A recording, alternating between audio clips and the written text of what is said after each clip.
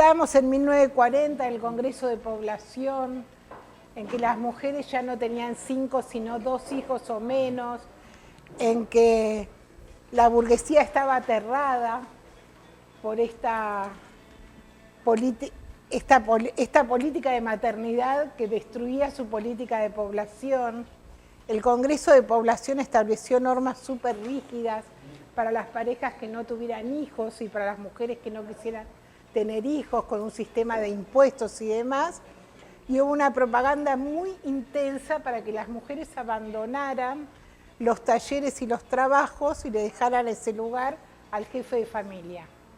Sin embargo, el capitalismo es un sistema permanentemente contradictorio y estamos en 1940, en la guerra, o sea, en la sustitución de importaciones, o sea, en la necesidad de mano de obra para las fábricas que iban a sustituir las importaciones. Y las que ocuparon ese lugar masivamente fueron las mujeres, las migrantes, las migraciones de 1940 de las provincias o de los países limítrofes, a diferencia de las migraciones de 1880, que eran predominantemente de hombres que llegaban a América. En este caso eran mujeres que huían de las economías regionales devastadas de las provincias y se acercaban a Buenos Aires o a los centros urbanos. En ese contexto va a ser el ascenso también del peronismo. El peronismo es un movimiento que amerita un encuentro solo para discutir sobre él, pero podemos decir que tiene 2 características absolutamente contradictorias también.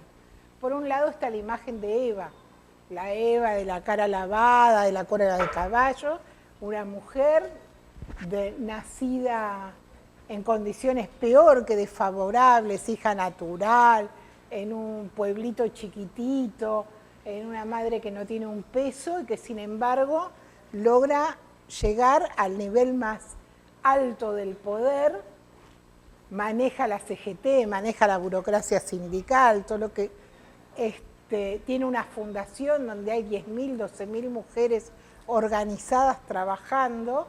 O sea, Eva, por un lado, dice, las mujeres podemos salir de nuestra casa y ser esto, arranquemos de donde arrancamos.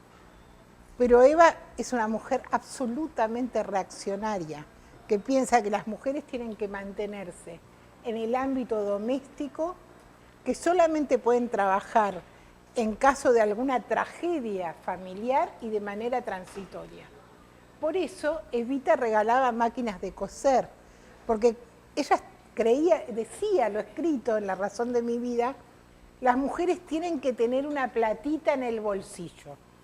Y la máquina de coser daba esa oportunidad de tener una platita en el bolsillo sin salir a competir en el mercado de trabajo y sin abandonar la función materna y su lugar de esposa. Uno puede decir, bueno, sí está bien, pero ¿quién puede negar que Eva dio el derecho al voto? Bueno, es verdad, en el gobierno peronista se va a sancionar el derecho al voto femenino, y de hecho es el voto de las mujeres el que garantiza a Perón la segunda presidencia. Para que esto sea posible, Eva funda el Partido Peronista Femenino, un partido de mujeres, exclusivamente de mujeres. Tan de mujeres que a las unidades básicas del Partido Peronista Femenino no podían entrar hombres de más de 12 años.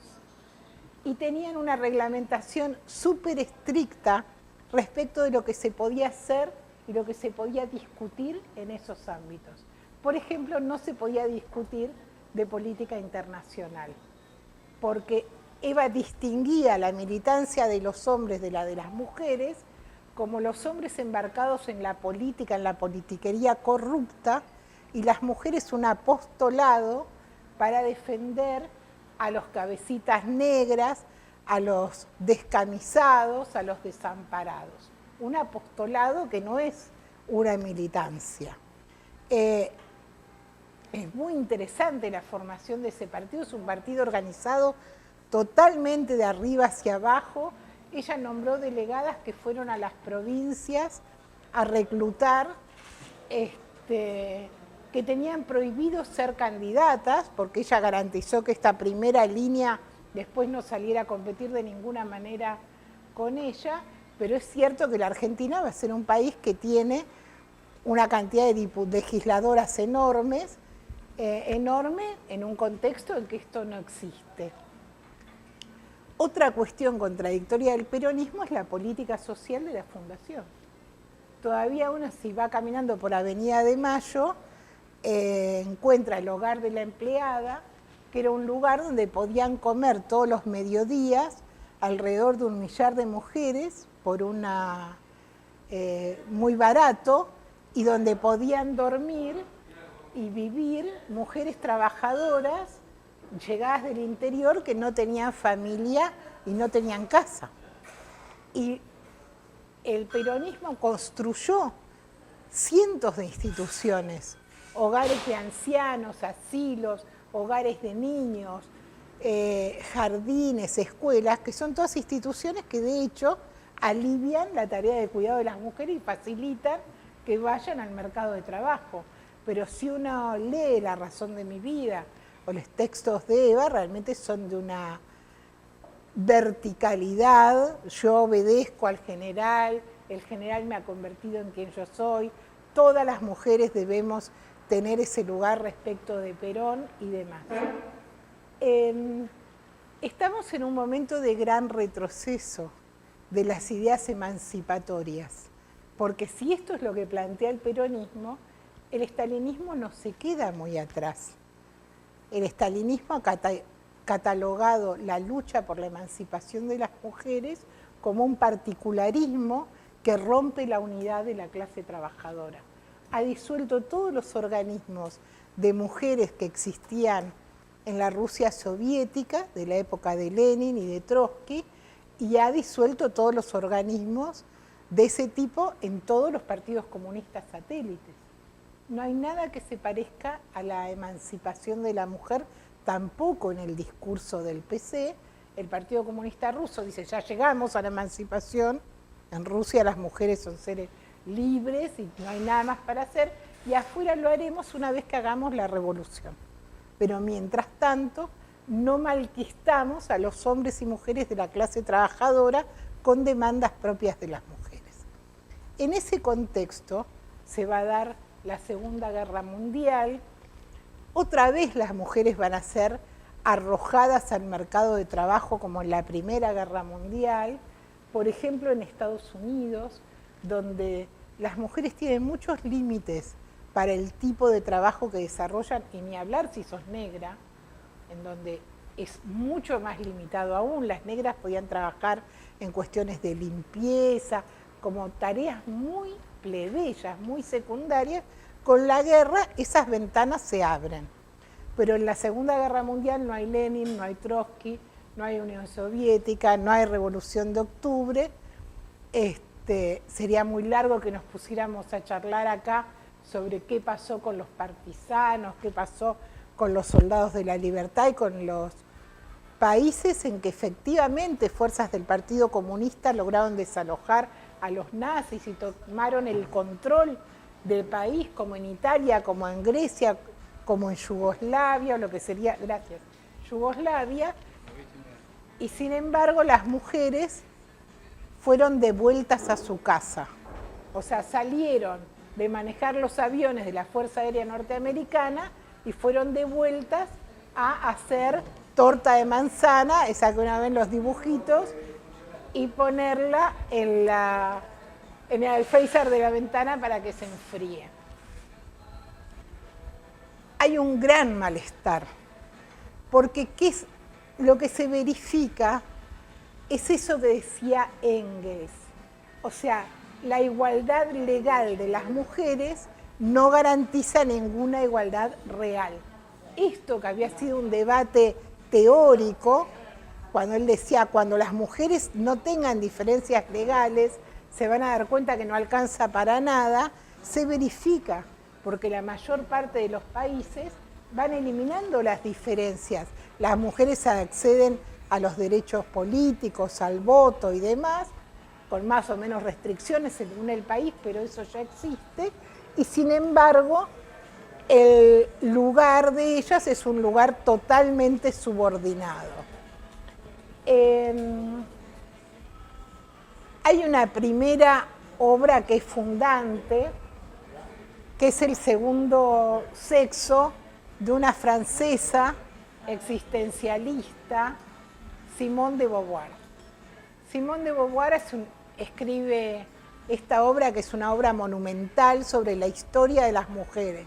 Ella es una marxista, cuestiona mucho a Engels, dice, esto del matriarcado es un invento, se tomó un cuento chino, pero las cuestiones fundamentales las sostiene, y Simone de Beauvoir como que tiene 2 o 3 ideas fuerza.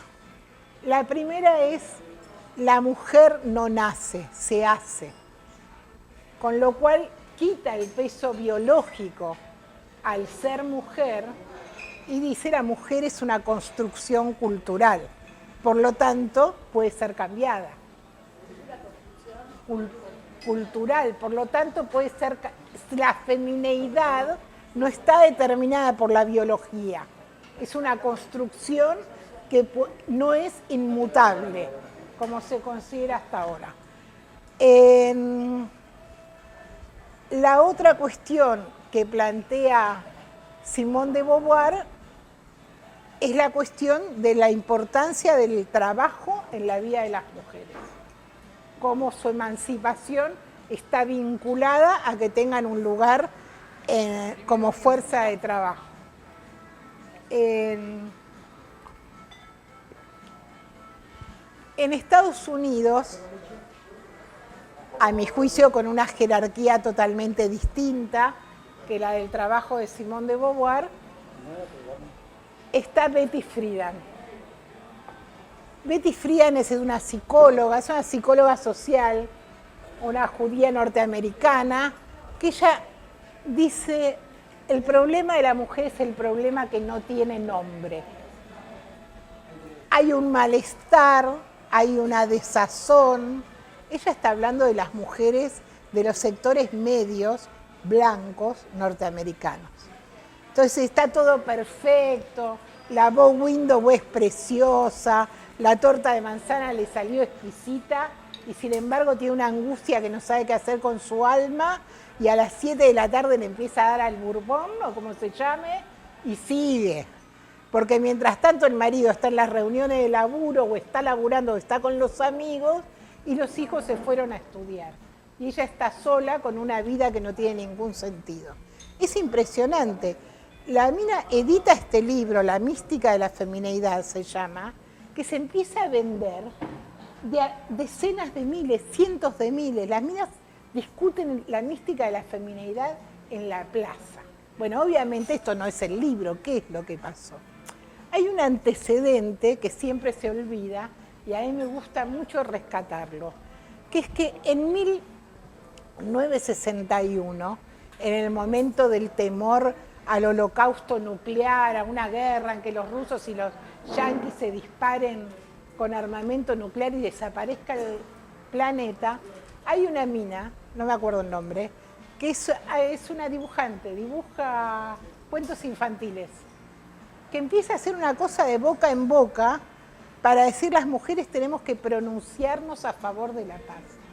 Y organiza con este método tan pequeño una marcha en 50 ciudades norteamericanas donde van decenas de miles de mujeres por la paz y contra el holocausto nuclear. A mí me gusta fechar esto porque esto no tiene nada que ver con el movimiento feminista, acá no hay reivindicaciones de género, se podría decir.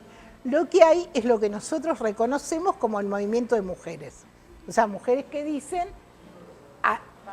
no será con la vida nuestra con la que yo te voy a permitir jugar. Y que sale de un país donde no es tan habitual que pasen esas cosas. Bueno, junto con esto, ¿estamos en qué contexto? Estamos en una década gloriosa. Es la década que va a dar lugar al Mayo francés, a la lucha de los negros por sus derechos civiles, que no solamente es Luther King, también son las Panteras Negras, o sea, la idea de que hay que hacer una insurrección y derrocar el poder por los derechos de los negros. Es la generación beatnik, es la píldora. Y la píldora, que uno ahora la mira como los Beatles, como una cosa más, ¿qué es la píldora? La píldora es la posibilidad de controlar la maternidad de manera incruenta. Es la posibilidad de pensar la sexualidad desde el punto de vista del placer y no desde el punto de vista estricto de la maternidad. Esto es un giro copernicano, ¿eh? Es como cuando los muchachos descubrieron que tenían algo que ver con la procreación. Es como cuando se descubrió que no eran que todos los astros giraban alrededor de la Tierra, sino que nosotros éramos uno más del montón que giraba alrededor del Sol. O sea, de repente las mujeres pueden controlar su maternidad y el sexo se autonomiza de la maternidad. ¿Contradiciendo qué? Contradiciendo 2000 años de la Iglesia Católica, que dice que para lo único que hay que coger es para tener chicos. Hay un lugar de validación del deseo totalmente distinto. Bueno, todas estas cosas, bueno, ¿y qué más? Está el levantamiento contra la burocracia en Praga, están las huelgas del Báltico, o sea, hay una gran alza de masas que es, y lo voy a volver a subrayar, anterior a nada que se reconozca como movimiento feminista. Porque nosotros tenemos el siguiente problema, y es que se ha establecido una identidad, un signo igual, entre lo que es el movimiento de mujeres y lo que es el movimiento feminista. Y el movimiento feminista es una corriente política adentro de un ámbito mucho más amplio que es el movimiento de mujeres. Esto era muy claro, por ejemplo, en la primera ola, donde la teníamos a Clara Zetkin, a las socialistas, a las anarquistas y a las sufragistas. Pero ahora, en la segunda ola, vamos a tener un problema, que es la traición del Partido Comunista. Entonces, la segunda ola es una segunda ola que actúa, en muchos casos, siquiera sin saber qué obtuvieron las mujeres en la Revolución de Octubre. Se ha borrado, se ha intentado borrar de la memoria de las masas ese tipo de cosas. Es una experiencia hasta hoy, o sea, muchas veces en ámbitos que compartimos con otras corrientes, yo digo, el primer matrimonio del mismo sexo reconocido por un Estado moderno es el de 2 mujeres en 1922 en la URSS, y todo el mundo dice, no, sí, pero todo eso ha quedado planchado, obturado para que nosotras desconozcamos y nosotros desconozcamos nuestra propia historia. En esta primera ola, esta primera camada, digamos, de la segunda ola, Friedan, Simone de Beauvoir, a grandes rasgos, es el feminismo igualitarista. Ellas no hablan de explotación, no hablan de doble opresión, hablan de desigualdad. Entonces dice, hay maneras de conseguir que esta desigualdad se achique o desaparezca. ¿Cómo? Bueno, con leyes que faciliten que esto sea de esta manera. Bueno, no es poca cosa, o sea, la primera gran marcha de la segunda ola en Estados Unidos, dirigida por Betty Friedan en Washington, la consigna central era guarderías integrales para todas las mujeres. Quiero decir, eran cuestiones muy concretas y de hecho las yanquis, en el término de muy pocos años, consiguieron alrededor de 90 leyes de discriminación positiva que favorecían que las mujeres pudieran estudiar, pudieran trabajar, tuvieran dónde dejar a sus chicos y demás. En el caso de Francia es lo mismo. El Mayo francés fue en el año 68. La primera manifestación del movimiento feminista en Francia es en 1970. Es un pequeño grupo de mujeres que lleva una corona a la tumba del soldado desconocido. Pero no le llevan la corona al soldado desconocido, sino a la mujer del soldado desconocido, que dicen es mucho más desconocida que el soldado todavía. Lo que quiero decir es que es una historia ex post facto la que explica la segunda ola como no como un gran alza del movimiento de mujeres, sino como un alza del movimiento feminista. No se ajusta a la verdad. Esto igual va a tener un recorrido vertiginoso. ¿Qué pasa? Es el momento de la nueva izquierda, la New Left norteamericana, que impugna el estalinismo, impugna la URSS, y las mujeres van entrando, es la guerra de Vietnam, masivamente entran a la nueva izquierda para luchar contra la guerra de Vietnam y demás. Y lo que hay, todos los testimonios de la época, y son coincidentes, los de las yanquis y los de las francesas. Hay una historiadora francesa que se llama Michelle Pierrot, que dice que tiene una historia de la Revolución Francesa hermosa, que siempre se vende en las librerías de Viejo de Corrientes, se cruzan, se la compran porque la van a disfrutar. Michelle Pierrot dice, cuando nosotros tratábamos de hablar o de plantear nuestros problemas, nos decían, primero hay que hacer la revolución y después nos ocupamos de las mujeres. O sea, el patrón estalinista de la doble opresión, del lugar de la doble opresión. Estas mujeres formaron lo que se llamó el Movimiento de Liberación de la Mujer, y a este movimiento se sumaron también las negras y las lesbianas, que no estaban en la primera ola. Y es bien interesante porque ellas acusan al movimiento feminista de ser un movimiento de mujeres de los sectores medios, educadas, con 1 o 2 hijos, en una estabilidad familiar, propietarias de sus casas, que no tienen nada que ver con la problemática de una negra del Bronx, que tiene 5 hijos, muchos de distinto marido, vive del seguro del desempleo, y no tiene que ver tampoco con el registro o la vida cotidiana de una lesbiana norteamericana en esa época, en donde en muchos estados de Estados Unidos, por ir con una prenda de ropa que no se identificara claramente con tu sexo, podías pasarte muchos meses preso, siendo mujer o siendo hombre.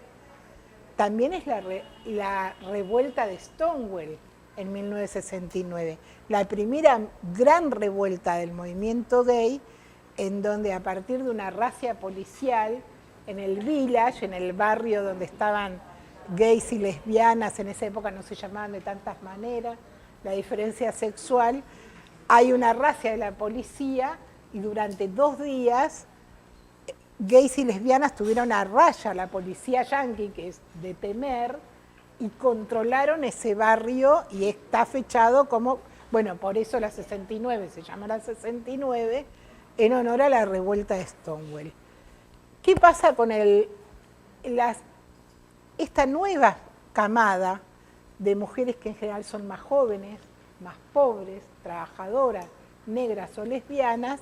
Incluso las negras no se llamaban a sí mismas feministas, usaron otro vocablo, womeners, que es como mujeristas, para establecer un distingo férreo con las corrientes de Betty Friedan y demás. Hace 2 años hubo una polémica feroz en Estados Unidos porque iban a poner la cara de Anthony Parker se llama, no me acuerdo, que es una de las dirigentes de la primera ola, o sea, de las sufragistas, en el billete del dólar, porque era un aniversario.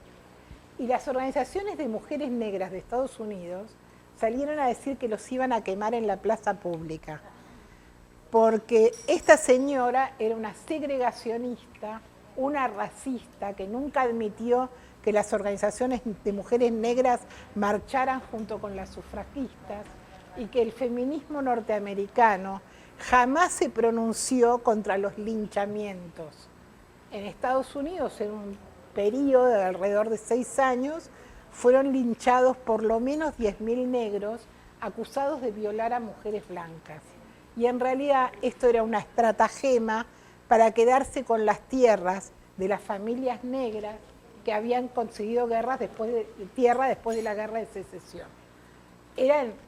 Estaban fraguadas las violaciones, la mayoría no se pudo probar jamás, y sin embargo las mujeres negras nunca consiguieron que las mujeres sufragistas les dieran su apoyo digo porque en todas partes se cuecen habas y toda la historia que nos llega a nosotros está pasteurizada de una manera indignante. Bueno, eso en cuanto a las... Quiero decir que no es que empezó estas cuestiones que no son tanto una lucha racial como una lucha social, porque las blancas son las ricas y las negras son las pobres. Las blancas ricas, son de clase media, no mucho, no ricas. Y las lesbianas son las pobres. O sea, este tipo de confrontación que se da, bueno, este sector se abre y se va a la nueva izquierda. Pero como en la nueva izquierda no le dan ni 5 de pelota, se separan de la nueva izquierda también y fundan el movimiento de liberación femenino. Y esto que aparece como una ruptura radical y hacia la izquierda va a tener una deriva triste, porque va a tener muchas de esas chicas se consideran a sí mismas marxistas, Kate Millett, Shulamit Firestone, o sea, son teóricas y son muy jóvenes a la vez, y ellas toman elementos del marxismo, pero toman elementos del marxismo para hacerlos mierda. Entonces, por ejemplo, Shulamit Firestone dice, está muy bien esto de la lucha de clases, pero la lucha de clases no es entre la clase trabajadora y los dueños de los medios de producción. La lucha de clases es entre dos clases biológicamente diferenciadas, los hombres y las mujeres. O, por ejemplo, Kate Millett dice, aparece la palabra patriarcado. El término patriarcado no tiene la utilización hasta ese momento que le tiene ahora. Jamás, si uno puede recorrer el segundo sexo, el patriarcado aparece como una etapa, una forma cultural en una etapa histórica prefijada 2000 años antes, 3000 años antes. El patriarcado como un régimen cultural transhistórico empieza con los aportes de estas mujeres que primero se llaman feministas radicales, por esto de que van a buscar la raíz de la opresión de las mujeres, y después directamente feminismo de la diferencia. Feminismo de la diferencia por la diferencia sexual, y muchas de ellas van a ser corrientes separatistas, que digan los hombres y las mujeres no tenemos que tener una vida en común porque tenemos intereses totalmente contradictorios. Y la opresión que organiza a todas las opresiones es la opresión sexual. Nosotros reconocemos que hay muchas opresiones que han sido recicladas por el capital, el esclavismo, el colonialismo, que son recicladas de periodos históricos anteriores y el capital las arregla para poder utilizarlas y fragmentar a los explotados hoy. Bueno, ellas lo que dicen, pero la opresión que organiza todas las otras opresiones es la opresión de clase. Ellas razonan exactamente igual, pero dicen la opresión que organiza todas las opresiones es la opresión sexual. Los hombres son una clase, las mujeres son otra. Esto se va a extender. Estuve poco astuta y me olvidé los lentes, porque si no los aburriría. Leyendo este tipo de definiciones. Y el patriarcado se empieza a convertir entonces en un periodo transhistórico que describe todas las sociedades en cualquier momento en que uno quiera fijarse, en el medioevo, en la antigüedad u hoy. Y uno lee de repente una declaración del Ni Una Menos sobre los femicidios, y ¿qué lee? Lee: el femicidio es un pacto de machos regido por la cultura patriarcal y por los jueces patriarcales.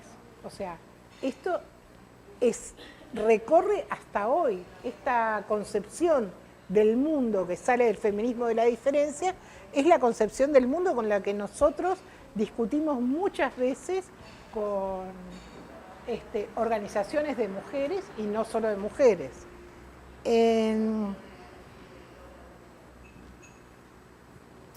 Miren, Shulamit dice, el materialismo histórico es aquella concepción del curso histórico que busca la causa última y la gran fuerza motriz de los acontecimientos en la dialéctica del sexo, en la división de la sociedad en dos clases biológicamente diferenciadas con fines reproductivos y en los conflictos de dichas clases entre sí. Esto tiene muchas variantes. Por ejemplo, en Italia las feministas de las diferencias están organizadas, Carla Lonzi, en una librería, en la librería de Milán. Ellas tienen un texto que se llama Escupamos sobre Hegel, en donde empiezan a cuestionar, arrancan cuestionando a Hegel y terminan cuestionando cualquier cosa que tenga olor a socialismo, a clase trabajadora. Acá podríamos fechar nosotros otra vez el gran distanciamiento entre las corrientes feministas y las corrientes socialistas o propias de la clase trabajadora. Es un momento como, así como las sufragistas tuvieron su momento de gran división con las socialistas en la Primera Guerra Mundial, uno puede decir que acá hay una grieta conceptual que no se cerrará hasta nuestros días. Bueno, los grupos de la izquierda, del feminismo radical, se movieron con metodologías que nosotros encontramos hoy en los encuentros de mujeres. Impugnaron la votación, los métodos asamblearios, en función del consenso y de una noción que es la noción del afidamento. Y es que una mujer mayor, sobre todo, puede enseñarle a una mujer más joven, como un pacto de confianza, a partir de su experiencia, la comprensión del mundo. Entonces se juntaban en grupos de autoconcienciación o concienciación, y a partir de la historia de vida de cada mujer, se trataba de llegar a conclusiones políticas sobre la opresión. Eso es lo que nos proponen las chinas en los encuentros de mujeres. Cada una habla con su propia voz, no en nombre de una organización, cada una explica su historia de vida y juntando, enhebrando todas esas historias de vida, llegamos a una comprensión de cómo cómo es nuestra desgracia. Algo por el estilo, la chicana fuera de lugar, pero lo que quiero decir es que los métodos propios de la clase trabajadora están ocluidos. Bueno, alrededor, el derrotero del movimiento feminista de la diferencia fue breve, después llegó el SIDA, después llegó la Reaganomics, muchas de ellas terminaron, las norteamericanas sobre todo, en granjas o en lugares separatistas. Pero es cierto que la segunda ola había provocado un enorme cimbronazo sobre los derechos de las mujeres. Y la respuesta a esta alza del movimiento de mujeres se dio a partir de Naciones Unidas. O sea, Naciones Unidas es la organización de la burguesía, de los estados del imperialismo, que va a tratar de encarrilar al movimiento de mujeres. Entonces, entre 1975, hay un encuentro en Nairobi, y en 1995, que es la Asamblea de Beijing, que es la asamblea de mujeres más grande de la historia, juntaron, en la paralela nomás había 30.000 minas llegadas de todo el mundo.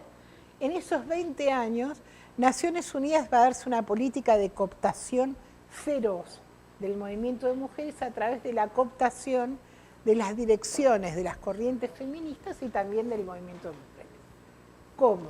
A través del financiamiento, o sea, a través de enviar guita para que las organizaciones se puedan sostener a través de... ¿Qué dice Naciones Unidas? Naciones Unidas dice, el problema, o sea, las mujeres han estado tan enojadas porque hemos olvidado tener políticas públicas que las incluyan. A partir de ahora, las políticas públicas tienen que tener perspectiva de género. Perspectiva de género para que las ciudades contengan a las mujeres, perspectiva de género para la educación, perspectiva de género. Bueno, ahora nosotros hasta hemos tenido fuego propio buscando educación sexual con perspectiva de género. Pero, y la otra cuestión es, no las hemos empoderado. Entonces, son todos términos que ahora se usan mucho, pero se usan desde ese momento. Entonces, Naciones Unidas tiene una política muy enérgica para que los estados y todos los organismos, incluido el Banco Mundial, la OTAN y lo que quiera, tenga secretarías de género. Y esas secretarías de género, oficinas de género, van a ser ocupadas por las dirigentes del movimiento de la mujer y del movimiento feminista. El otro gran camino es la academia, cómo los estudios de género van a ir ganando un lugar en la academia, en donde se empieza a producir un corpus de una magnitud que nosotros no hemos respondido. Vamos muy atrasados en esa polémica. O sea, uno entra en una librería y se acerca a la mesa de la cuestión de la mujer y tiene libros de todos los colores y de todos los tamaños, escrito por las académicas feministas que estudian todas las fragmentaciones posibles de ser una mujer, excepto la fragmentación de clase. O sea, excepto las mujeres trabajadoras, que es un tema que no les interesa y para los que no hay financiamiento tampoco. Y que cuando uno se acerca y dice, al fin, esta va a hablar de las obreras, descubre que de lo que se habla es de los conflictos de las obreras con los obreros y no de las obreras con los patrones. Por ejemplo, acá hay uno bastante conocido que es sobre las trabajadoras de la zona de Berizo, de la carne y demás en la década del 40, son como 300 páginas y nunca te enterás cuánto ganaban, ni se hicieron una huelga, porque lo que cuenta ese libro son todas las tensiones entre las obreras y los obreros, que los obreros eran muchos migrantes, que cómo competían por un lugar u otro de trabajo en los frigoríficos y demás, pero la cuestión de clase, un borramiento total. En las Naciones Unidas, entonces, ¿qué concepto? La perspectiva de género, las políticas públicas con perspectiva de género, el empoderamiento de las mujeres a partir de que ocupen lugares importantes en la gestión del Estado, y ahí tenemos el cupo, la paridad y todo lo demás. ¿Qué idea hay detrás de esto? Está la idea, bueno, primero del feminismo igualitarista, pero la idea de que se puede endulzar, embellecer el capitalismo si se le pone dosis suficientes de mujeres. Construir una ciudadanía de mujeres.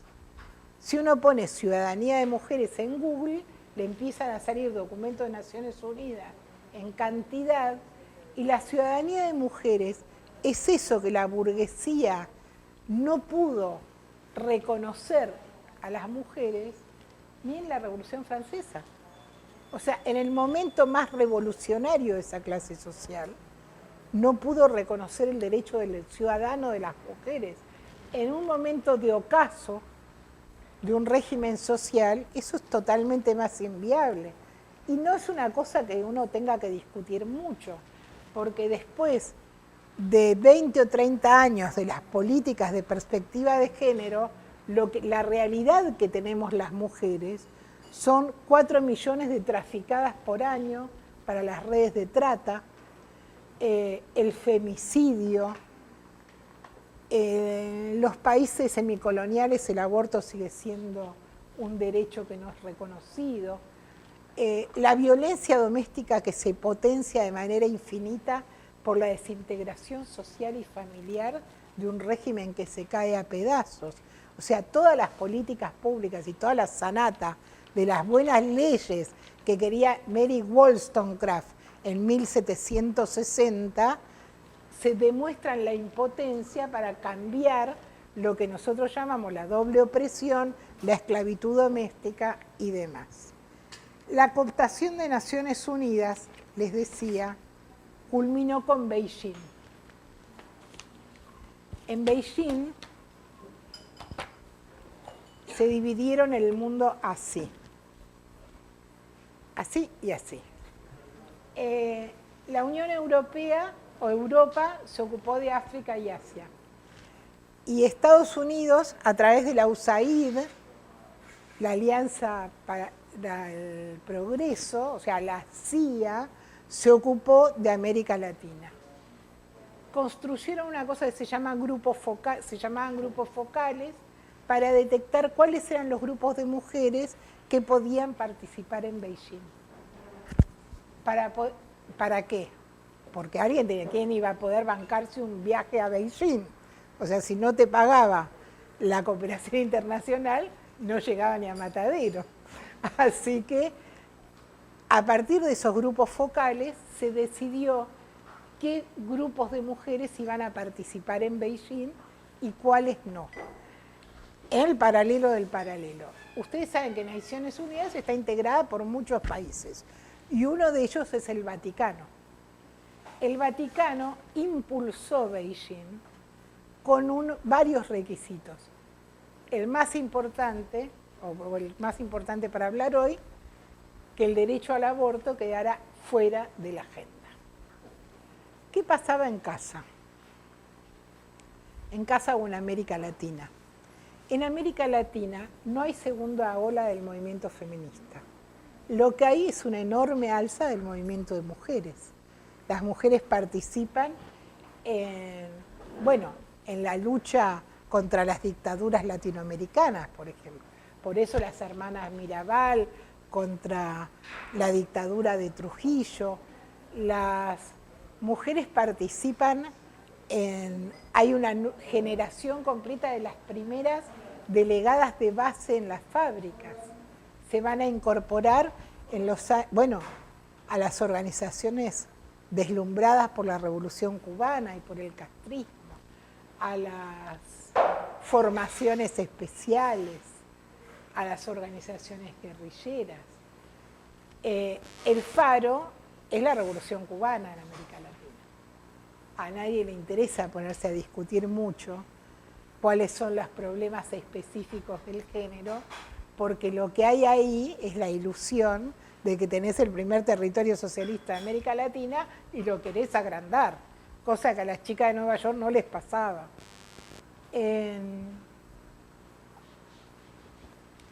Sin embargo, en la Argentina hubo pequeños grupos feministas. UFA es uno. Es el más importante, tenía alrededor de 30 miembros, la Unión Feminista Argentina, y es muy interesante porque hay dos mujeres que han escrito sobre eso. Una es Hilda Reis, una poeta que se murió hace 2 años, y cuando les llegue la bibliografía hay una entrevista a ella en página 12 donde cuenta esto que les voy a contar, y la otra es Nancy Caro Hollander, una psicoanalista norteamericana que tiene un libro que cuenta su estadía en la Argentina, y ella estaba en UFA, y cuenta muchas cosas, pero hay 2 cosas que a mí me parecen centrales. Una es que UFA se niega a pronunciarse sobre la masacre de Trelew, porque es una cuestión de machos. La izquierda también es patriarcal, entonces la masacre de Trelew es una cuestión que ha sucedido entre ellos. Y la otra gran instancia en la que tampoco... Hilda Reis se reía mucho de ella misma, diciendo yo era una chiquilina tonta, que no me daba cuenta de la barbaridad que estábamos haciendo. En UFA, una de las mujeres que estaba en UFA era la mamá de un preso político en la cárcel de Rawson. en la casa de Almirante Sar.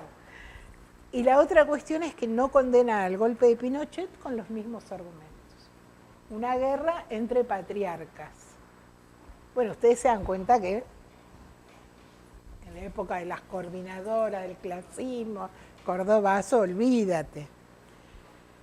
Sin embargo, a mí me gustaría despejar una confusión que a veces he escuchado de que la primera y la segunda ola del movimiento feminista son de mujeres de sectores sociales altos, a diferencia de lo que pasaría ahora, que el movimiento feminista es un movimiento popular. No es verdad. O sea, el movimiento feminista de la primera ola, el sufragismo, movilizó cientos de miles de mujeres, 400.000 en una movilización en Times Square Garden, por ejemplo, o en San Francisco, o en Los Ángeles, sobre todo en los países, o en Inglaterra, donde los partidos obreros sean más débiles. Donde los partidos obreros sean más débiles, muchas mujeres se sumaban al sufragismo. En Europa, excepto en Gran Bretaña, donde los partidos socialdemócratas eran poderosos, el movimiento sufragista tenía menos mujeres de los sectores laboriosos. Pero no es una corriente de señoras de la sociedad rural. Eso es mentira. Eso es una manera de tratar de justificar por qué ahora le hacemos el seguidismo. Lo mismo pasa con la segunda ola. La segunda ola mueve decenas de miles de mujeres y ahí no hay poderosos partidos socialistas que vayan a rivalizar con ellos. Así que en Italia, en Francia, en Inglaterra, en Estados Unidos, tienen movilizaciones enormes de mujeres y hombres por los derechos de las mujeres. ¿Por qué nosotros decimos que son corrientes de la burguesía si pueden poner 300.000 mujeres en la calle? Porque el programa es un programa de conciliación de clases. Porque el programa es un programa que dice, en los marcos del capitalismo se puede cambiar al patriarcado, derrocar al patriarcado y seguir viviendo, pero bien. Porque dice, las mujeres tenemos una opresión que nos une más allá de nuestras pertenencias de clase. Y sin embargo, estamos divididas de los hombres, que son nuestros explotadores, más allá de sus pertenencias de clase. O sea, un burgués y un obrero tienen más en común que una obrera y un obrero. Por eso es una corriente de la burguesía, no porque las señoras anden en Rolls Royce. Esa es una idea idiota del movimiento. Es que realmente es una idea tramposa para que uno se confunda. Es cierto que en la Argentina eran grupos chiquititos, pero donde las corrientes feministas fueron de masas, o sea, arrastraban en muchos sectores plebeyos con un Es fácil entenderlo si uno piensa en el peronismo. O sea, a nadie se le ocurre que el peronismo es una corriente proletaria porque en general era el partido de la clase obrera. Sigue siendo un partido de la burguesía porque es un partido que defiende las relaciones de apropiación del capitalismo, porque no quiere tocar la propiedad privada, etcétera, etcétera, etcétera. Bueno, las mismas lógicas tienen que ver, se utilizan para las organizaciones de mujeres.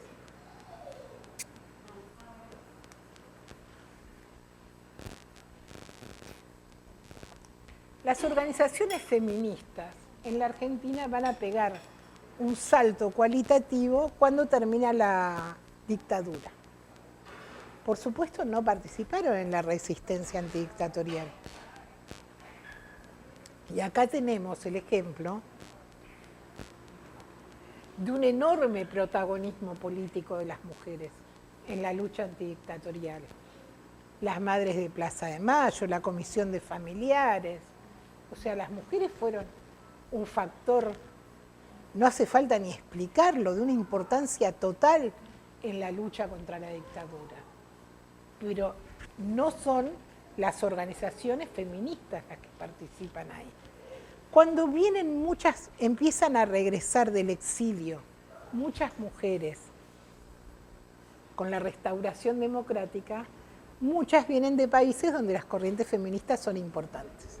Fundan un lugar que se llama Lugar de Mujer, que todavía está en Corrientes y Pueyrredón, en general del feminismo de la diferencia. O sea, con mucha exploración sobre la sexualidad, sobre el vínculo de opresión dentro de la familia, ese tipo de cosas. Después hay otro sector, que es un sector como ATEM, se llama ATEM, chiquitito, Maggie Velotti, Marta Fontela, Juana Rouco Buela, que es la hija de esa anarquista de la que hablamos una vez en la Guerra de las Escobas y demás. Esas mujeres estaban más cerca de las Madres de Plaza de Mayo, un grupo pequeño más cercano. Y ellas tienen un papel muy importante en la denuncia de la violencia contra la mujer, algo que no era tematizado. Nadie hablaba de eso. Hay una chica, se llamaba Isabel Montoya, va a buscar un laburo, será el año 83, 84.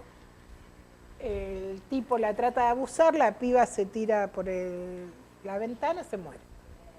Y ellas armaron un tribunal, Isabel Montoya, porque por supuesto el tipo fue absuelto, y pusieron por primera vez en debate qué era esto de la violencia contra las mujeres, que había una violencia específica de las mujeres. Junto con ATEM hay otra organización que es la Asamblea por el Aborto Legal. La Asamblea por el Aborto Legal también era un grupo muy chiquito, ahí había dos compañeras nuestras, Alicia Chester y Pastora, que todos los miércoles estaban en la puerta de la confitería del Molino y repartían unos volantitos chiquititos por la legalización del aborto, que era como rarísimo.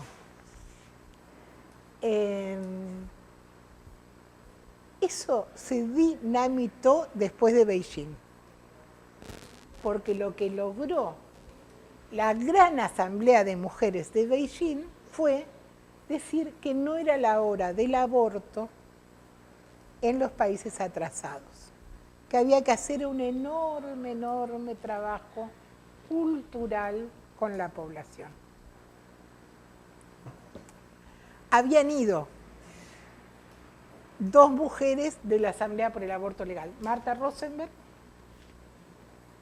y Dora Koledesky.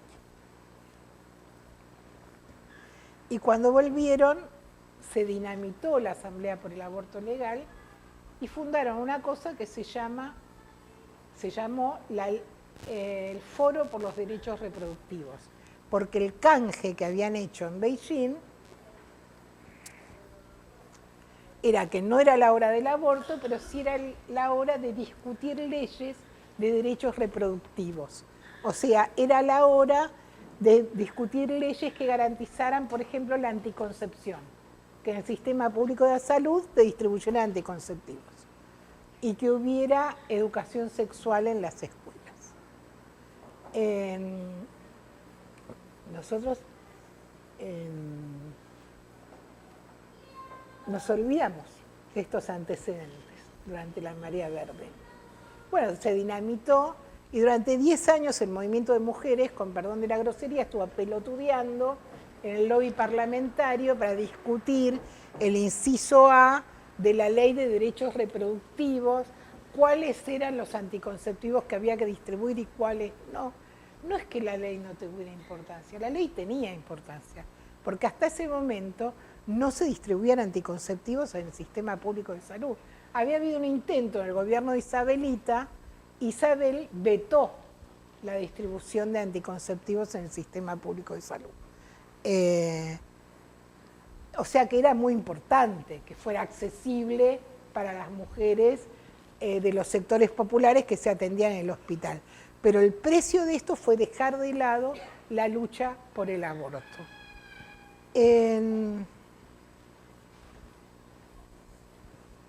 Son las mujeres que vienen del exilio de los grupos feministas en un acuerdo con el PCR, son las que van a formar también los encuentros nacionales de mujeres.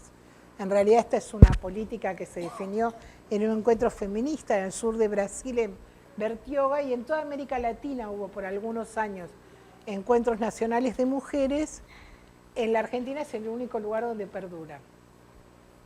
Estos encuentros nacionales de mujeres se hicieron a imagen y semejanza del feminismo de la diferencia. Los talleres pensados como espacios de concienciación, lugares donde nadie hablaba sino desde su singularidad y no como organización, un espacio que nacía y moría en sí mismo, que no iba a dejar ninguna estructura organizativa, sino hasta el próximo año, donde se volvían a encontrar y que se manejaba por consenso y no con un criterio asambleario. Y los encuentros fueron así durante muchos años, hasta que en el año 2000 las mujeres de las barriadas se sumaron al movimiento piquetero. El movimiento piquetero nace como un movimiento de trabajadores, de compañeros, ypefianos, ferroviarios, que se quedan sin trabajo. Pero rápidamente es tomado por las mujeres de las barriadas para luchar por el derecho al trabajo genuino y sobre todo para garantizar comedores y merenderos que combatan el hambre en una situación socialmente dramática.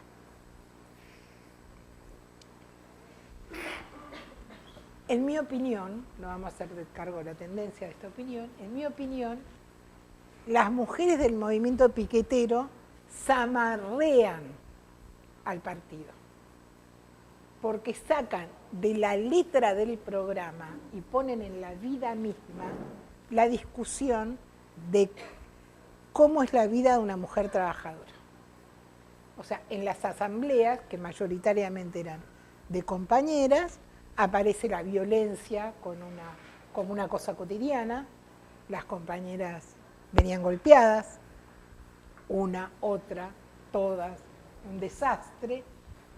Está planteada la anticoncepción, en los hospitales no les dan anticonceptivos o les dan unas inyecciones que son una carga hormonal demente que tiene que durar un mes, algo que ningún médico de obra social o de privada le ofrecería a ninguna mujer que tiene esos beneficios. Entonces nosotros tuvimos que probar el programa de la mujer que estaba escrito en la vida misma, discutir qué hacíamos ante la violencia, discutir cómo era el vínculo. Muchas veces el compañero que golpeaba estaba en la misma asamblea. O sea, cómo se planteaba la cuestión de la violencia, cómo se politizaba, cómo se la sacaba del ámbito de lo privado, de lo psicológico, de lo individual, para entender eso como un problema social. Yo creo que nosotros crecimos de una manera maravillosa en esos años, en la comprensión no solo teórica, sino concreta, y cómo una organización revolucionaria tiene que intervenir ante esas cuestiones. De esa época es una etapa hermosa de prensa obrera, que es mujeres, si no nos organizamos, nos matan. Pero, sin embargo, todo ese periodo es un periodo que no tiene nada que ver con el punitivismo, sino con la politización desde el lugar, desde la perspectiva de clase, de la opresión de las mujeres. Eso es lo que van a traer las mujeres del movimiento piquetero. Van a traer una perspectiva, toda la historia de la doble opresión, pero en el lenguaje de las mujeres trabajadoras. Bueno, la irrupción de las mujeres del movimiento piquetero en los encuentros de mujeres fue una conmoción impresionante. Nosotros fuimos al encuentro de mujeres del 2003 en Rosario. El Polo Obrero solo llevaba 6 vagones de compañeras que salimos de retiro. Y después está el MTR, la Cuba. O sea, era impresionante. Cuando llegamos, produjimos un horror, pero indescriptible. tratábamos de entrar a los talleres y nos decían sáquense las viseras, sáquense las pecheras. Cuando las compañeras empezaban a hablar decían yo soy del pueblo, a nadie le importa cómo te llamas. Acá se habla desde cada una, no importa la organización. Yo tengo algunos recuerdos que creo que me van a acompañar toda la vida, de mujeres que se plantaban y decían, no me la sacó la policía en la ruta. No me la saco. ¿Sabes por qué no me la saco? Una compañera, Isabel de Hurlingham, decía. Lo contó con una sencillez y explicó todo. Dijo, ella era una costurera que se había quedado sin trabajo, sus hijos mayores habían podido educarse y su hijo más chico ya no tenía cómo, quería estudiar en una escuela técnica de computación y ya no tenía guita para pagar el pasaje. Y que entonces había salido a la ruta, jamás había militado ni tenía nada. Con ese mínimo objetivo, a ver si conseguía un subsidio para pagarle el pasaje. Y ahí habían pensado entender todo. Entonces le decía, nunca me voy a sacar esto. A mí me van a llevar en el cajón con este gorro, porque por este gorro mi hijo estudia, yo no me deprimí y mi familia existe. Y era una polifonía de mujeres, de los sectores más explotados de esta sociedad, dando cátedra de lucha y dando cátedra de la comprensión de la opresión de la mujer. Bueno, ustedes ya conocen la historia, encerraban la puerta, no querían que entráramos, decían llegan tarde, júntense todas y hagan su propio taller. El debate sobre el aborto también, o sea, en el año 2000, creo que fue el 2004, nosotros hicimos una marcha por el aborto legal, seguro y gratuito, que debe haber fotos en Mitre, con una bandera enorme que dice eso, por el aborto legal, seguro y gratuito. Y esa marcha, 10.000 mujeres del movimiento piquetero, convocada por la ANT, la Asamblea Nacional de Trabajadores, se cruzó en Congreso con la marcha del movimiento feminista y del PTS, que no se cruzó con nosotras. No vino con nosotras a reclamar, íbamos a la Plaza de Mayo a reclamar eso, a reclamar talleres de educación sexual, a reclamar que en los bolsones vinieran también anticonceptivos y forros. Una situación en que todos los elementos de la vida están en juego. Las mujeres del movimiento piquetero tuvieron la virtud, además, de juntar ese hilito que se había cortado en 1920. En 1920, ¿se acuerdan que hablamos la otra vez de que con el proceso de burocratización y de estatización de los sindicatos y de las organizaciones obreras, el programa de la mujer, que formaba parte integral del programa de la clase trabajadora, no había un programa de género, un programa obrero, se empezó a escindir, porque las organizaciones burocratizadas empezaron a tener vínculos férreos, no solamente con el Estado, sino con el clero. Y eso se rompió. En la tercera Asamblea Nacional de la ANT había varias comisiones, una de la Comisión de Mujeres y de la diferencia sexual también, éramos más de 300 delegadas, se fue escribiendo un programa que era el programa de las mujeres piqueteras y era el programa de la doble opresión, un programa emancipatorio de las mujeres. Y ese programa fue votado por toda la ANT, o sea, todo el Congreso de trabajadoras y trabajadores con delegados de todo el país, cerrando un hueco de 80 años. 80 años.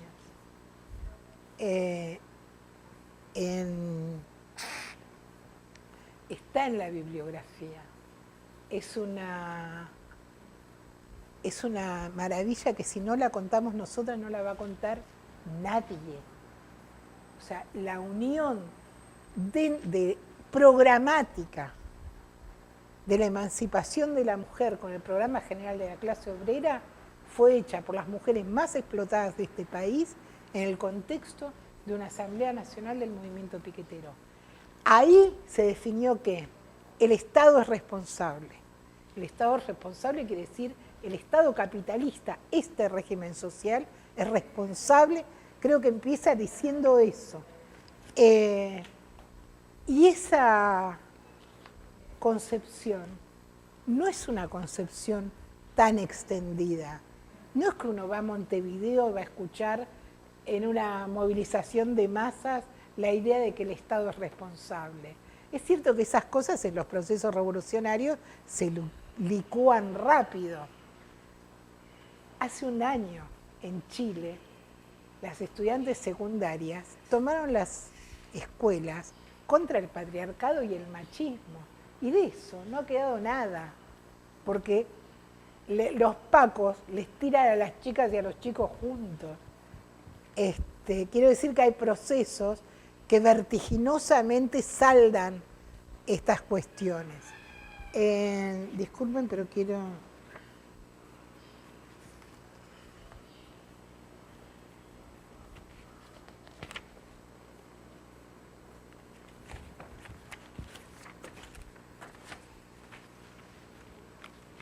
¿Alguien que tenga lentes? Acá, este párrafo.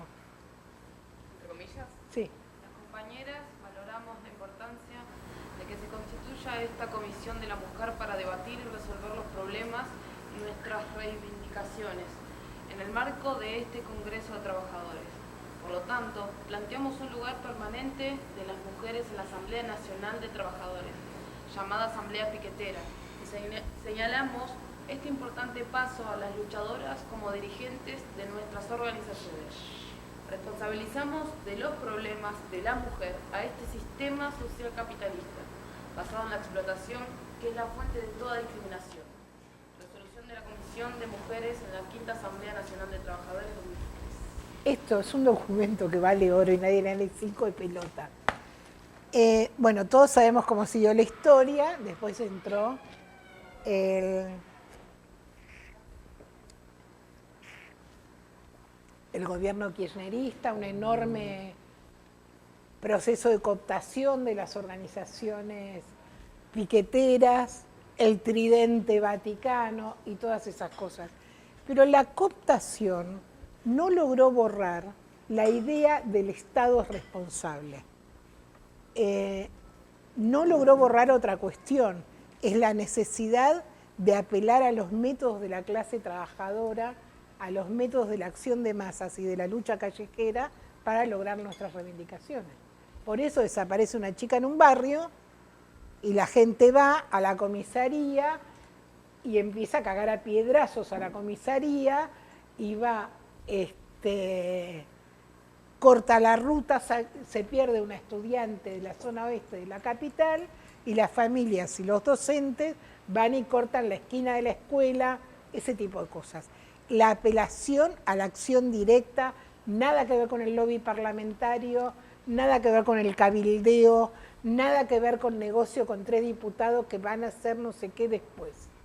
Ese formato es el formato que logró unificar el programa y es el formato que trascendió a las mujeres piqueteras. Por eso, cuando en el 2015 es la movilización del Ni Una Menos contra los femicidios, una movilización que en el primer año había hasta escuelas religiosas. Sin embargo, convocada por un grupo de periodistas que no sé si piensan que el Estado es responsable. La consigna fue el Estado es responsable. Y el Estado es responsable, o el régimen social capitalista, como le quieran decir, es un parteaguas. Porque si el Estado es responsable, no es responsable Juan. Aunque Juan tal vez sea el ejecutor de la violencia. aunque Juan tal vez sea un beneficiario secundario de la doble opresión, pero hay una estructura social que explica el lugar de la opresión de las mujeres. Ese es nuestro gran debate hoy con el movimiento de mujeres. Y es un debate que se expresa en muchas cuestiones, no solamente en la noción de patriarcado, que es una noción idealista, antihistórica, es ridículo. ¿Qué quiere decir que hay un sistema que pasa todas las formas de producción y etapas históricas de manera inmutable? Eso es lo más parecido a una concepción religiosa que alguien se puede imaginar, ahistórica. Pero además, se me fue lo que iba a decir, porque cuando me enfervorizo me pasa, es un error. Otra cuestión es la cuestión del sexo contra sexo o clase contra clase. Nosotros estamos en un momento en que muchos sectores tratan de embaucarnos en ese sentido. El problema de la trata, ¿cuál es? Los clientes.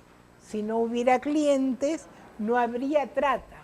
Si no hubieran clientes, los mandarían a punta de bayoneta a ser clientes, porque la trata de personas, junto con el narcotráfico y la venta de armas, son 3 de los negocios más redituables de un sistema social que se cae a pedazos. Entonces, si no hubiera clientes, los empujarían para que fueran. Una vez el gurí, un compañero nuestro, me dio un recorte precioso del Financial Times, chiquitito así.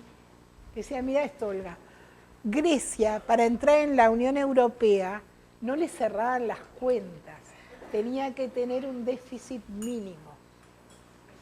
Tenía un déficit desastroso. Los griegos son los más parecidos a nosotros que hay en el mundo. Entonces, ¿qué hicieron? Legalizaron la prostitución. Y con el aporte del proxenetismo lograban zafar el índice para poder entrar en la Unión Europea. Las redes de trata pasan fronteras que nadie puede pasar. El Mediterráneo, que es un cementerio enorme de negros que tratan de huir desde el África subsahariana, sin embargo, las mujeres que son llevadas para ser prostituidas no tienen ningún problema y nadie las ve, no hay oficial aduanero que se dé cuenta. Las mujeres que pasan de los países exsoviéticos por la frontera alemana, que es más difícil que pasar por una cadena de hierro, se calcula que son 400.000 mujeres por año que cruzan la frontera de Alemania. Y hace un tiempo circuló una nota periodística que habían hecho una investigación sobre los prostíbulos legales de Alemania, lleno de esclavas lituanas, de Estonia, de Croacia, que no sabían ni siquiera dónde estaban, que por supuesto no hablaban alemán, no sabían que estaban en Alemania, no tenían su documentación. Esclavas modernas de a cientos de miles. ¿Ustedes creen que eso puede ser responsabilidad individual de un sujeto? Eso es como pensar que el cambio climático tiene que ver con que yo uso un desodorante que hace y no a rolito, mientras el fracking, la soja y no sé. Bueno, hay una intención deliberada en que nos imaginemos como enemigos. Porque la idea de la fragmentación de los explotados es una idea dominante del capital. O sea, el capital nos divide en los negros y los blancos, los migrantes y los locales, las mujeres y los hombres. Nosotros, cuando pensamos en una organización socialista de las mujeres, lo que pensamos es una organización que tiene que salir a dar estos debates y limpiar, desbrozar el campo de estas ideas que son ideas que solamente se proponen enemistar a los explotados con las explotadas. ¿Eso qué quiere decir? Que nosotros nos hacemos las otarias y los otarios con la violencia, por ejemplo, con el femicidio, con la posición subordinada que tienen las mujeres. No, Nosotros sabemos que eso existe. Y pensamos además que no es simplemente que sabemos, sino que esa es una de las campañas que no debemos ceder en ningún momento, de debatir, de discutir con las compañeras, con los compañeros. Yo tengo un recuerdo también de esos años del 2003, del 2004, de una compañera. En general nosotros preguntábamos, como una cosa coloquial, ¿cuál de las mujeres que está acá alguna vez no le dieron un bife? Y una compañera preguntó, ¿cuál de los compañeros que está acá nunca le pegó una mujer? Silencio mortal. Y me acuerdo que había un gráfico jubilado que levantó la mano, dijo, yo no. Pero los otros no. Y eso abre la posibilidad de debatir, abre la posibilidad de discutir y abre la posibilidad de reparar.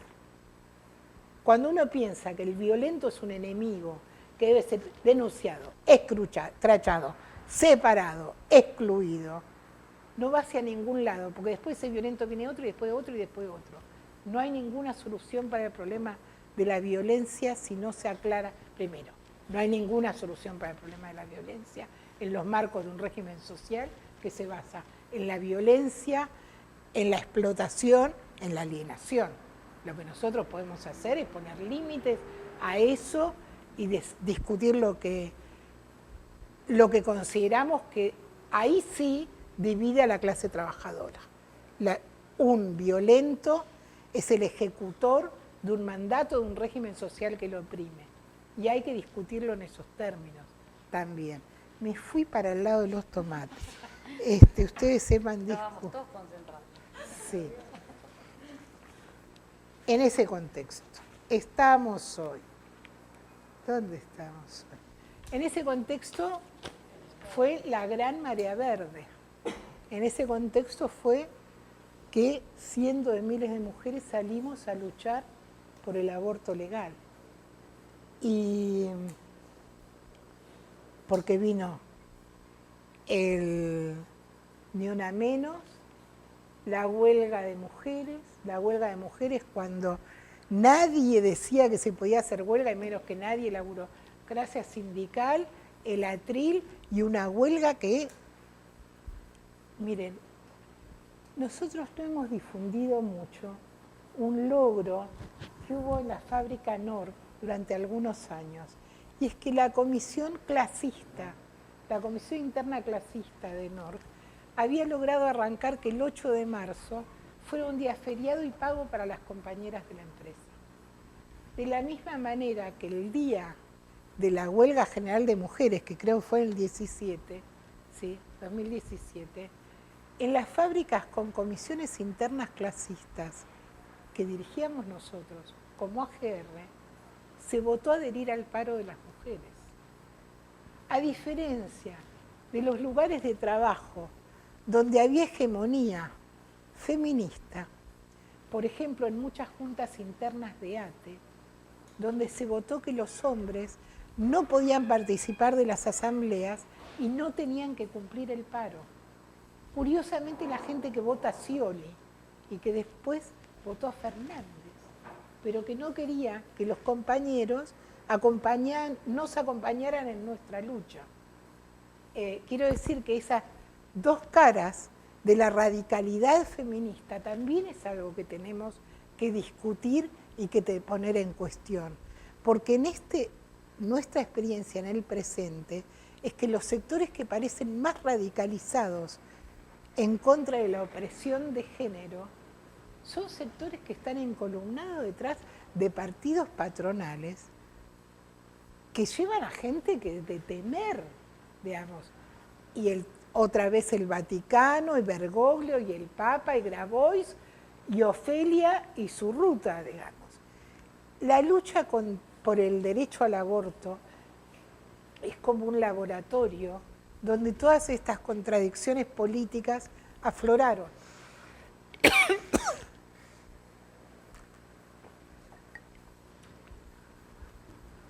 Era muy difícil no enamorarse de lo que estaba ocurriendo, porque éramos muchísimas, todas teníamos el mismo pañuelito verde, y entonces mucha gente sintió que éramos lo mismo, pero no éramos lo mismo.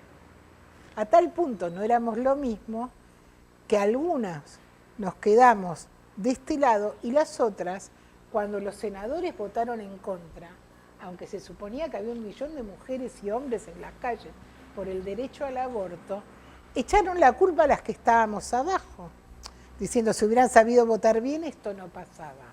Cuando en realidad lo que había pasado es que el clero atraviesa transversalmente todos los partidos patronales y no había un solo partido patronal que no tuviera un sector que hubiera votado en contra del aborto. El seguidismo de la izquierda fue terrible, porque nosotros no fuimos capaces de responder a esa derrota. Con una cosa tan mínima, como un acto de repudio 48 horas después. Eso que cualquiera lleva en su ADN después de militar un tiempo, y es que las derrotas son derrotas, depende de lo que haces después. O sea, si te vas a tu casa a lamentarte, es una derrota. Si podés procesar políticamente lo que pasó y contestarlo, no es una derrota. Fue una derrota. Nos fuimos todos a casa. Nosotros también nos fuimos a casa. Porque nos engañamos por el verde de los pañuelos, que todos los pañuelos parecían iguales. Y no eran todos iguales los pañuelos. Y los pañuelazos, yo digo esto y siempre suena horrible, son una instancia feliz y celebratoria. Pero los pañuelazos son una instancia muda, compañeras, compañeros. No son una asamblea. En una asamblea uno dice, estamos acá, ¿y cómo la seguimos? ¿Vamos para acá o vamos para allá? ¿Tomamos todas las escuelas el día antes de que se discuta en senadores o no tomamos ninguna? ¿Qué es lo que pasó? Porque además perdimos todas las votaciones, porque esa propuesta sí la hicimos, porque la Mella, todas las variantes kirchneristas y demás votaron en contra de tomar las escuelas y las universidades. Y votaron en contra de la separación de la Iglesia y del Estado como consignas. Pero el pañuelazo no es nada, no tiene palabras. Es una pura expresión, perdón. Claro, no es una asamblea, es un consenso. Está hermoso hacer pañuelazos, pero antes y después del pañuelazo, la asamblea donde se juegan las posiciones y las estrategias políticas. Eso es algo que nosotros no supimos superar. Y fuimos enroscadas en esa ilusión de sororidad. Y la sororidad es un mito, porque tenemos intereses contradictorios. Porque nosotros no habíamos votado mal y no íbamos a votar mal, y porque no había nadie que tuviera ninguna duda respecto de cómo votar. Y quedamos diluidas en un enorme magma que sí estaba atravesado por el clero, que sí estaba atravesado por el primero fue no supieron votar y después fue hay que saber votar existe el 2020. Y después fue hay que tragarse el sapo y saber votar, que quiere decir que nos tenemos que tragar muchos sapos para hacer un enorme frente anti-Macri en el 2020. Y después, cuando parece que Macri no era tan poderoso y fue expulsado olímpicamente del poder, fue el hambre en las barriadas. Esa es la prioridad. No dividir una lucha que nos divide como es la lucha del aborto. Y estamos en una situación en donde la lucha por el aborto está como girando en falso. Ginés González García, el protocolo ILE, pero ellos te dicen claramente, no es la hora de salir, dijo Ginés en una entrevista en La Nación, no es hora de salir con carteles, no es hora de dividir. Las necesidades en los barrios son terribles. Esto es una doble impostura. Primero, porque justamente las mujeres más afectadas por la ilegalidad del aborto son las mujeres de las barriadas, las mujeres de los sectores medios o las mujeres que tienen un salario pueden tratar de rejuntar para tener un aborto clandestino, pero seguro cuando lo necesitan. Las mujeres de las barriadas no. Por eso cuando uno ve mujeres muertas, hubo hace 15 días en La Plata una, son las mujeres que no tienen guita ni para comprarse el misoprostol, porque el misoprostol sale 7.000 pesos, sale más o menos la asignación universal por hijo, un misoprostol. Entonces, la idea de que hay que esperar a que calmar el hambre para legalizar el aborto es una estafa política de un gobierno que además no tiene ninguna posibilidad de calmar el hambre, como ya lo hemos visto, en 10 días, y que tampoco parece dispuesto a dar el aborto. Yo tampoco, de cualquier manera, no me jugaría que en una situación crítica no aparezca el aborto como una concesión al movimiento de mujeres. Puede ser que eso sea así. Y ahí, una vez más, está esta idea de que el aborto no es una garantía de la emancipación de las mujeres. El aborto es un derecho, el aborto es una cuestión de salud fundamental, tiene que ver con el derecho a la vida, tiene que ver con el derecho a elegir si una quiere ser madre o no, pero no es la emancipación. La emancipación de las mujeres exige una cuestión integral. Si no, las mujeres del Bronx norteamericano que tienen el aborto desde el año 72, díganme qué clase de emancipación lograron. Bueno, estamos en una situación preciosa.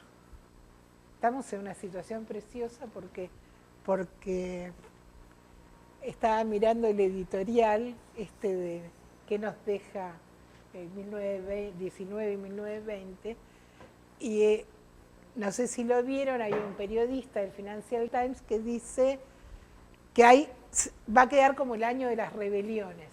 Y realmente si uno se corre un poco, ¿no?, ve el año de las rebeliones. Ve el año de las rebeliones que llegaron acá con la lucha de los residentes, llegaron acá con la lucha del agua, que el tonto del mendocino piensa que va a engañar a no sé quién, y lo que consiguió es que ayer haya marchas enormes, y hoy en Chubut, un estado de efervescencia donde las mujeres tienen un protagonismo inocultable, no solamente acá, en lugares como Irak tienen un lugar, Irak, la Sharia, digamos, el velo y no sé qué, y las minas están en las movilizaciones como si ninguna de esas amenazas pendieran sobre su cabeza. Estamos en una situación preciosa. Necesitamos una organización de mujeres socialistas que vaya a dar el debate con todas las otras corrientes con las que compartimos el movimiento de mujeres. Que vaya a dar el debate y a rescatar los métodos de la clase trabajadora, la huelga, la asamblea, la votación, etcétera, y que vaya a discutir cuál es el lugar de nuestros compañeros en nuestra lucha. Y con nuestros compañeros también tenemos que discutir cuál es su lugar en la lucha de las mujeres y qué papel tienen que tener la clase obrera en su conjunto en la emancipación de las mujeres. Bueno, si a ustedes les parece, yo quedo por acá, siempre hablo mucho, y hacemos un mínimo intercambio. Che, resultó esto increíblemente.